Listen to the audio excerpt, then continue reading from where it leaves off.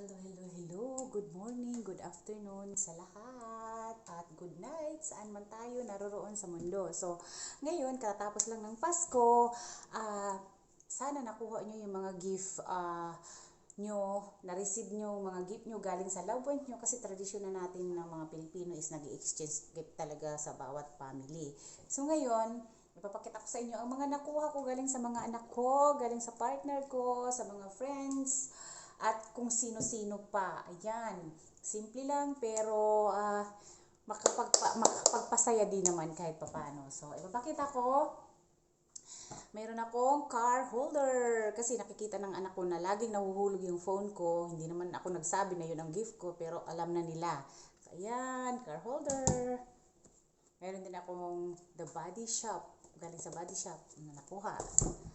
At meron din akong DJI Osmo Mobile. Yay! Gift card!